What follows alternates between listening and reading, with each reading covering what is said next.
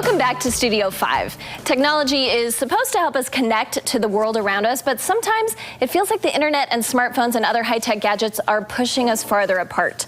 Studio 5 contributor Matt Townsend, Dr. Matt Townsend, is here to explain how to use technology without disconnecting from your family. So you say we need to improve our connectivity. Yeah. What do you mean by that? Well, so we think, you know, technology would automatically do that, but sometimes we do it we enable technology, but we kind of disable relationships. Because our kids, if you've ever been on a drive with your kids, they all have technology, nobody's talking, nobody's connecting, they're all stuck in their stuff. So I got 4 basic rules, and if we use the rules, I believe we'll be able to enhance the benefits of technology, but also keep us together, connected. Okay, because you know I'm a techie. I know. So are you you're making technology the bad guy? No, see, that's the very first point. See how good you are? You have to magnify. You got to realize technology is like a magnifying lens. It's not the boogeyman. Everyone wants to throw technology onto the bus because it ruins our self-esteem, because it makes us lazy, because we can't get enough sleep because of all of these devices. But what I believe is there's a basic philosophy or theory that technology is just a big magnifying lens that actually identifies where you're weak and makes your weaknesses really big. So if you have self-esteem issues anyway, Facebook's going to probably beat the crud out of you, right? Yeah, no doubt. So, or if I tend to be lazy or want to like not go to bed and just could easily get sucked into a Netflix series, then technology is going to eat me alive. So it's just magnifying where I'm already weak. Don't blame tech. Just start to notice wherever you're struggling with technology, make a big deal about identifying where your weakness is. Don't blame tech. Go work on your self-esteem, your discipline, your problems. And what are some of those ways that we do blame technology for our problems? Like, think about that. Like, I love to blame technology for the reason why I don't get sleep. I have to get up really early for my radio show, and so when I'm still watching a Netflix series at midnight, it's all my fault. Right. So that lack of discipline, I don't blame on me. I just like, oh man, the phone that darn keeps me binge awake. watching. I know. But I wouldn't even call it binge watching. It's just, it's the light from the phone. But I already know I'm not supposed to have that light on me at night, but I do it. So we blame that. We blame our kids. That darn rock and roll music is what they used to blame in the 70s. And now we used to blame Michael Jackson in the 80s. We used to blame everybody else for our weaknesses. The reality is we have to understand technology is not a boogeyman. It's not the end-all, be-all destructor. It's just a magnifying lens of where we're weak. Work on where we are weak. And I think we get sucked in. Always. So is there a way that we can use technology but not just make it busy work, but something that actually matters? Huge issue. When I was a kid, my mom used to say, you know, you need to go outside and play.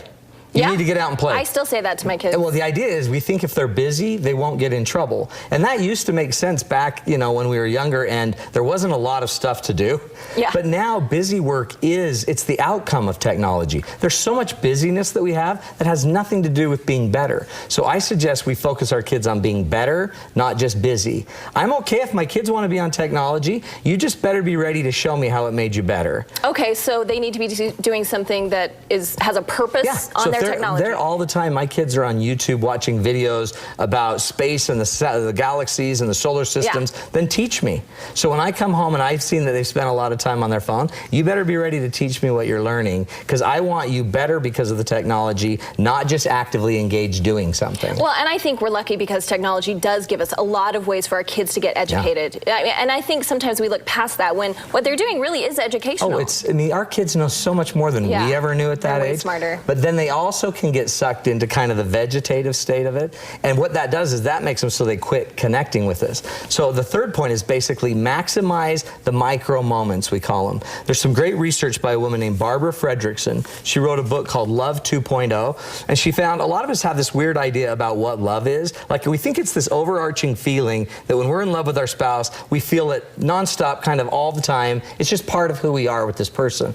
But the research she shows says it's really not. It happens in micro moments throughout the day, and you might string 4, 5, 6 moments together a day where you feel kind of a focused moment of love. And why I think technology is super powerful, because it could enable some seriously powerful micro moments. I could use my technology to show my wife regularly throughout the day that I love her. I could go learn something about her. I could find something for her. I could send her an email when I was reading something that I like. I could send her a text. I could call her. There's all of these uses of technology that could get me connecting in, especially if I would just follow my conscience. How many times have I sat there and thought, oh, my wife would love this?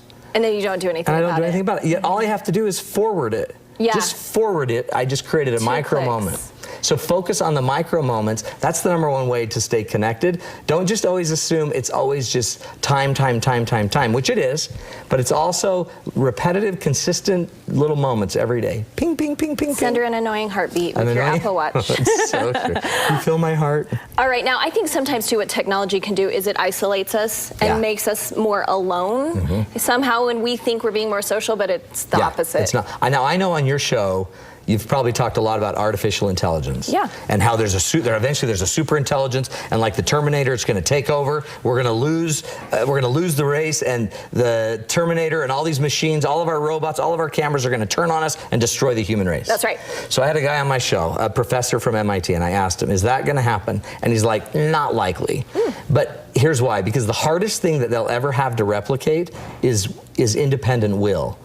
Computers and independent will and willpower are the thing that they probably won't ever get down. Like getting a computer to turn itself on, to know when to turn itself on, be motivated to turn itself off when it needs to, be motivated to understand, and actually have its own motivation is something they won't replicate. But here's what I believe. We don't need to worry about the computers taking over us. We as humans are already giving up all of our willpower. Oh, yeah. You know what I mean? We don't even try to stop being ineffective with our technology. We don't even try to stop binging. We just keep doing it and doing it and doing it. So the basic way to get your willpower back and to power it up is to start basically doing hard things. So one of the things I'd suggest, if you want your kids to understand technology, then let's start focusing on hard things. And I have this just simple rule I call 4x4. Okay. I want 4 things that are hard done every day by 4 o'clock. 4 things that are hard, so what would you consider hard? Getting up in the morning, way hard. That's true. Getting up on time and getting out of the house on time are way hard for me. Exercise is way hard for me. Eating healthy and skipping a certain favorite treat that I love is hard for me. It might be for a child going to school if they have a little social anxiety. It might be going to that meeting that they really don't want to go to. It might be working on their homework assignment right when they get home. But I want to start teaching my kids that when we do the hard things, we're going to exercise our willpower, and the more willpower we have, the more technology becomes our servant, not our master. So then you just check in with your kids by 4 o'clock at dinner tonight. Say, great, what were your 4x4s? Well, and you can use technology to do a lot of those things. Exactly right. Your alarm clock for fitness, all of those things. And tell me what a benefit that is too, because I guarantee you there's an app, and I'm sure you know it somewhere, that you can chart it. You can put your difficult things in there, chart your progress. You could share your progress. You could then project it on a wall and have family home evening around it. Okay, Matt, we know that you help couples, you help families connect. Where can they go to get more info? This is the coolest thing. We have a brand new website full of technology. All my content, website, everything I've ever done on Studio 5, my radio shows, everything's on it. Go to matttownsend.com. It's the mega site. All my blogs, all my podcasts, everything. matttownsend.com. Thanks. Thanks, Amy. All right, when we come back, nutrition and exercise. How to power up before you work out.